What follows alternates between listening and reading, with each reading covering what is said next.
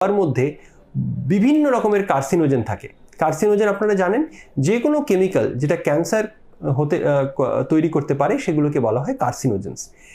এই বিড়ি স্মোক বা সিগারেট স্মোকের মধ্যে 50-এর থেকেও বেশি সংখ্যক কার্সিনোজেন থাকে। সেগুলি যখন আমরা ইনহেল করি তখন সেটা আমাদের লাংসের মধ্যে চলে যায় এবং লাংসের মধ্যে গিয়ে সেইখানে যে কোনো জায়গায় ক্যান্সার তৈরি করতে সাহায্য করে। কাজেই সবথেকে ইম্পর্ট্যান্ট যেই প্রিভেনশনটা আপনারা ট্রাই করতে পারেন সেটা হচ্ছে স্মোকিংটাকে সম্পূর্ণভাবে বন্ধ করে দেওয়া। দেখা গেছে যে স্মোকিং যদি বন্ধ করে দেওয়া হয় তাহলেও কিন্তু লাং ক্যান্সারের চান্সেস কমে যায়।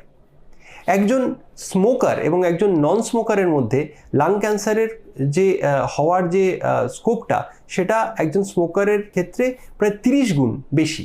অর্থাৎ কিনা একজন নন স্মোকারের যদি 1% চান্স থাকে লাং ক্যান্সার হওয়ার, তাহলে একজন স্মোকারের মধ্যে 30%